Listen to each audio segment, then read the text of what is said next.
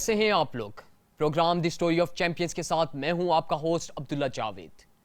ناظرین، اس پروگرام میں 1978 میں لکھے جانے والی مائیکل ایچ ہارٹ کی مشہور زمانہ کتاب دی 100 کے بارے میں بات کروں گا۔ ناظرین، یہ جو کتاب ہے دی 100، یہ دنیا کے 100 بااثر ترین اشخاص کی پر تیار کی گئی ایک لسٹ ہے۔ اب لسٹ تو بہت سے لوگوں نے تیار کی، مگر اس لسٹ کو اپنی مربوطی اور ریلائبلٹی کی بنا پر دنیا بھر میں کافی شہرت ملی۔ ناظرین، اس لسٹ میں شامل ہونے کا ایک اسپیسیفک کرائیٹیریا ہے۔ یہ کرائیٹیریا یہ نہیں کہ کوئی شخص کسی خاص پروفیشن سے تعلق رکھتا ہو یا اسے کوئی اسپیسیفک خدمات سر انجام دی ہوں۔ اس کا ایک ہی کرائیٹیریا ہے کہ ایک شخص نے اپنی زندگی میں کتنے افراد کی زندگیوں کو اور کس انداز میں اثر انداز کیا، اور کیا وہ جو اثر تھا وہ وقت کے ساتھ بڑھ رہا ہے یا کم ہو رہا ہے۔ ناظرین، مائیکل ایچ ہارٹ نے اپنی اس کتاب دی 100 میں ہر شخص کی زندگی پر مختصر سی نظر ڈالی، مگر میں ہر ایپیسوڈ میں ایک افراد کی زندگی کو چنوں گا، اس پر ڈیٹیل میں نگاہ ڈالوں گا اور اس کی زندگی کو ایک موٹیویشنل پرسپیکٹیو سے دیکھوں گا، کیونکہ اس لسٹ میں جتنے بھی افراد شامل ہیں ان نے اپنی زندگی میں کافی سٹرگل کیا۔ یہ عام سے افراد تھے، مگر ان نے سٹرگل کیا اور یہ وہاں پہنچے کہ آج یہ دنیا کے بااثر ترین اشخاص ہیں۔ ناظرین، آج میں بات کروں گا اس شخص کی جو انسانی تاریخ کا بااثر ترین شخص ہے۔ شاید آپ کو لگے کہ وہ دنیا کا کوئی مشہور فلسفی جیسے سوکریٹس ہے ویسے کوئی ہے، یا پھر آپ کو ایسا لگے کہ وہ کوئی فتح و جیت کا رفیق جنرل جیسے نیپولین ویسے کوئی شخص ہے۔ ایسا کچھ نہیں۔ وہ شخص نہ کوئی مشہور سائنسدان، نہ کوئی سیاستدان، کچھ ایسا نہیں، بلکہ آپ کو حیرت ہوگی اور آپ کو یقین ہوگا اس کی بک کی ریلائبلٹی پہ، کیونکہ وہ شخص ہمارے نبی آخری زماں حضرت محمد صلی اللہ علیہ وسلم ہیں۔ ناظرین، مائیکل ایچ ہارٹ اپنی بک میں لکھتا ہے کہ حضرت محمد دنیا کی وہ واحد شخص ہیں جو دنیا ہر فیلڈ، یعنی وہ سیاستدان کے طور پر، جنرل کے طور پر، ایک مذہبی لیڈر کے طور پر کافی انفلوئنشل تھے۔ اور مائیکل اس کو یوں لکھتا ہے: He was the only man in the history of mankind who was supremely successful in both secular and religious levels۔ دوستو، اب جو مائیکل کی سلیکشن کے پیچھے بیسک فیکٹر یہ نہیں کہ آج دنیا میں 1.5 ارب مسلمان ہیں، افریقہ سے لے کر پاکستان تک، پاکستان سے لے کر عرب ممالک تک، عرب ممالک سے لے کر یورپی یونین میں بھی آج بڑے مسلمان پھیل رہے ہیں، یہ سب سے امپورٹنٹ فیکٹر نہیں، بلکہ سب سے امپورٹنٹ فیکٹر جو ہے وہ یہ ہے کہ آپ صلی اللہ علیہ وسلم نے اپنی زندگی کو کس انداز میں گزارا اور آپ نے جو انفلوئنس پیدا کیا، جو مثالیں کھڑی کی، وہ حیرت کا بھی باعث ہے اور وہی سب سے امپورٹنٹ فیکٹر ہے۔ دوستو، اب جب ہم آپ صلی اللہ علیہ وسلم کی زندگی پر نگاہ ڈالیں تو معلوم پڑتا ہے کہ 570 عیسوی میں عرب کے علاقے مکہ میں آپ پیدا ہوتے ہیں۔ اب دوستو، مکہ کی جو حیثیت تھی اس وقت وہ کچھ ایسی تھی جیسے آج سوڈان کا کوئی گاؤں ہو، یعنی وہ بہت بیکورڈ ایریا تھا جہاں نہ کوئی ریسورسز تھی، نہ کوئی فیسلٹیز تھی، نہ کوئی ٹیکنالوجی تھی، کچھ بھی نہیں تھا۔ اب مائیکل اس کو اس انداز میں اپنی کتاب میں مینشن کرتا ہے کہ بھائی جو اس لسٹ میں شامل جو مطلب میجورٹی شخصیات کی ہے وہ کسی بھی سویلائزیشن کے مرکز میں پیدا ہوئی، یعنی جیسے آج ہم نیو یارک لے لیں، لندن لے لیں، مگر آپ صلی اللہ علیہ وسلم وہ واحد شخص ہیں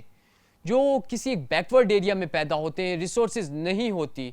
مگر پھر بھی وہ ویسی مثالیں کھڑی کرتی ہیں کہ انسانی عقل دنگ رہ جاتی ہے۔ وہ کسی چیز کو یا اپنے سرکمسٹانسز کو بلیم نہیں کرتے، وہ اپنے انفلوئنس دیکھتے ہیں کہ میں کیا کر سکتا ہوں، مجھے کیا کرنا چاہیے، اور وہ سب کچھ کر ڈالتے ہیں، جس کی وجہ سے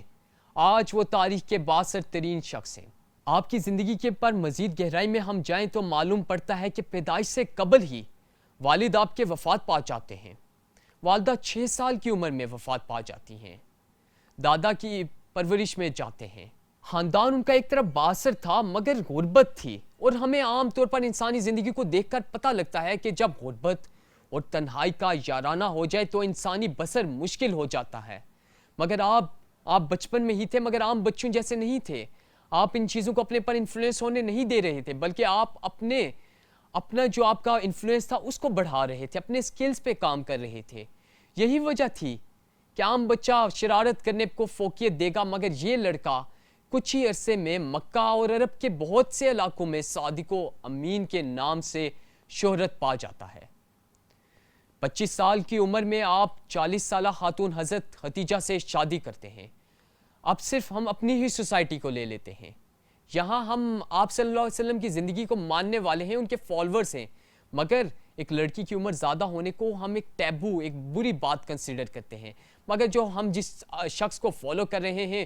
وہ ہمارے سامنے ایسی حیرت کر دینے والی مثالیں کھڑی کر رہا ہے۔ یہی وہ وجہ تھی، آپ نے اپنے انوائرمنٹ کو انفلوئنس نہیں ہونے دیا بلکہ خود کو انوائرمنٹ پہ انفلوئنس کیا۔ پھر شادی کے بعد آپ خدا کی تلاش میں پہاڑوں میں، غاروں میں جا کر بسر کرنے لگتے ہیں، کئی دن وہاں رہتے ہیں،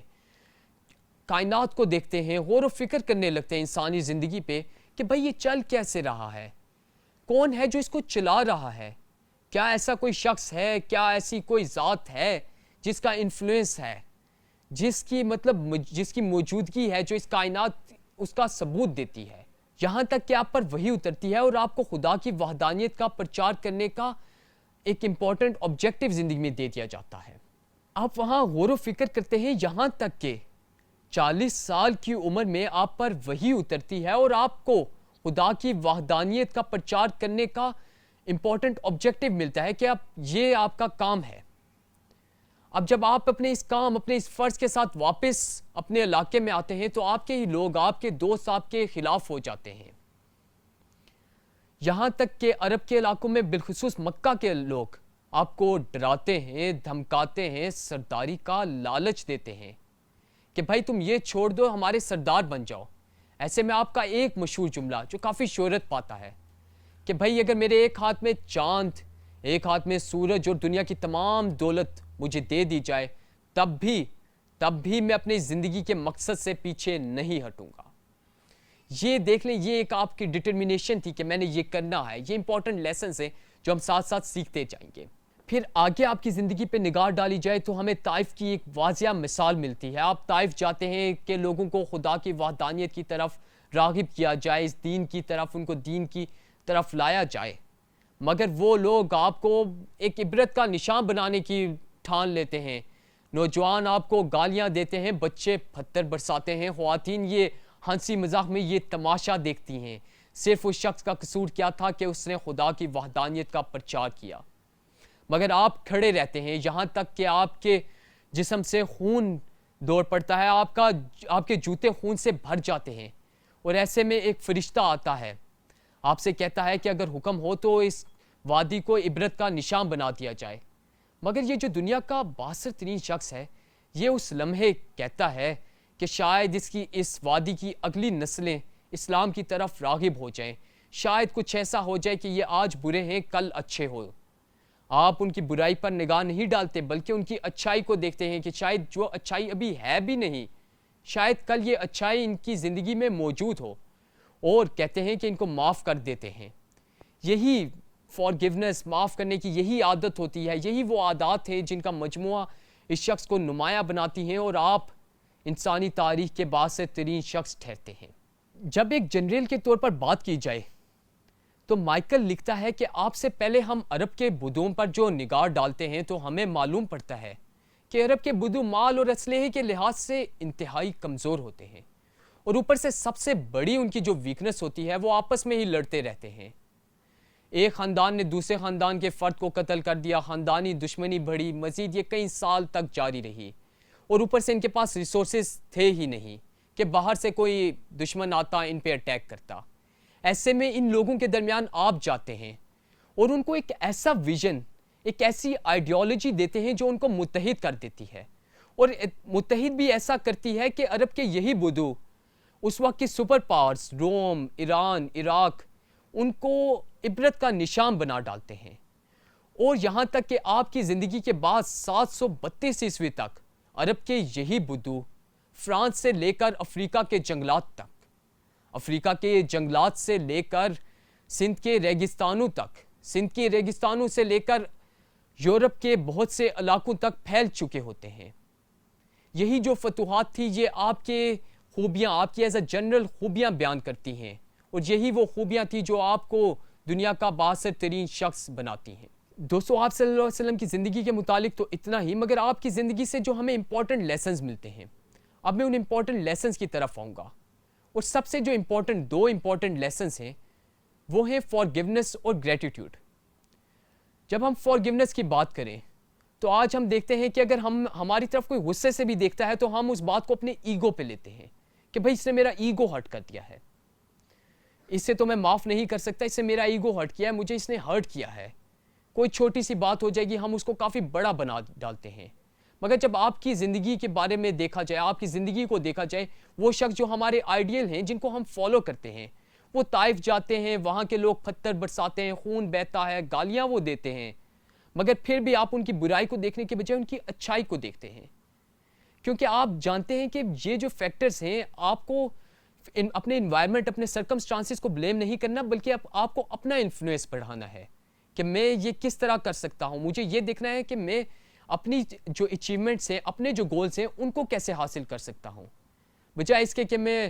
لوگوں کو برا بھلا کہتا پھروں, اپنے آپ میں غصے کا اظہار کرتا پھروں کہ بھائی یہ ایسا کر رہا ہے, وہ ایسا کر رہا ہے. ہمیں اس عادت کو اپنانا ہے سب سے پہلے فارگیونیس کی, تاکہ ہم اپنے آپ کو پرسکون کر سکیں اور اپنی ترقی, اپنی زندگی کی طرف زیادہ فوکس کر سکیں. اور جو دوسرا امپورٹنٹ لیسن ہے وہ ہے گریٹیٹیوڈ, یعنی شکر ادا کرنے کی عادت. دوستو, آپ ہالی ووڈ کی کوئی مشہور مووی دیکھیں جو کسی کنزرویٹو کرسچن فیملی کو شو کر رہی ہو, آپ لوگ دیکھیں گے کہ ان کے پاس کھانا آتا ہے, اس سے پہلے وہ ہاتھ اٹھاتے ہیں, خدا کا شکر ادا کرتے ہیں کہ خدا نے ہمیں یہ تحفہ, یہ سہولت دی, یہ کھانا دیا. مگر دوسری طرف ہماری زندگی پر نگاہ ڈالی جائے, ہم جو مسلمان ہیں, حضرت محمد کے فالورز ہیں, ہمارے سامنے کھانا آئے, ہم کھانے پہ نقص نکالنا شروع کر دیتے ہیں, یہ دیکھو یہ کیسا ہے, روٹی ایسی ہے, سالن ایسا ہے. ہم بجائے اس کے شکر ادا کرنے کی چیزوں میں نقص نکالنے کے عادی ہو چکے ہیں. ہم مسجد جاتے ہیں, نماز پڑھتے ہیں, نماز جس کا امپورٹنٹ لیسن, امپورٹنٹ آبجیکٹیو جو ہے وہ ہے صبر اور شکر سکھانا. ہم نماز پڑھ کے نکلتے ہیں, کوئی پوچھتا ہے بھائی زندگی کیسی چل رہی ہے, آگے سے ہم جواب دیں گے بھائی زندگی نام ہی مسائل کا ہے, بڑے مسائل ہیں, کچھ اچھا نہیں چل رہا. ہم شکر ادا کرنے کے عادی ہی نہیں ہو چکے. ہم شکر ادا کرنے کو ایک بڑی چیز سمجھتے ہیں کہ بھائی اس سے تو کوئی ہم بڑے پہاڑ توڑ ڈالیں گے, جبکہ یہ عادات نہ اپنانے کی وجہ سے ہم اپنے ہی اندر اپنے ہی آپ کو نقصانات پہنچاتے ہیں. خدا خود بھی قرآن میں کہتا ہے کہ بھائی شکر ادا کرو گے اور دیا جائے گا, مگر ہم ماننے کو تیار نہیں. دوستو, آپ صلی اللہ علیہ وسلم کی زندگی سے ہمیں یہ امپورٹنٹ لیسنز ملتے ہیں. آپ صلی اللہ علیہ وسلم کی زندگی جو اسوہ حسنہ ہے, اسے ایک مثال کے طور پر لے کر ہمیں اپنی زندگی پہ عمل کرنا ہے, تاکہ ہم دنیا اور آخرت دونوں میں کامیاب ہو سکیں. آج کے پروگرام کے لیے اتنا ہی. اس پروگرام کو دیکھنے کے لیے میرے ساتھ رہیے. اگلے ہفتے میں ایک نئی شخصیت کے ساتھ دوبارہ حاضر ہوں گا. آپ سے اجازت چاہتا ہوں. خدا حافظ.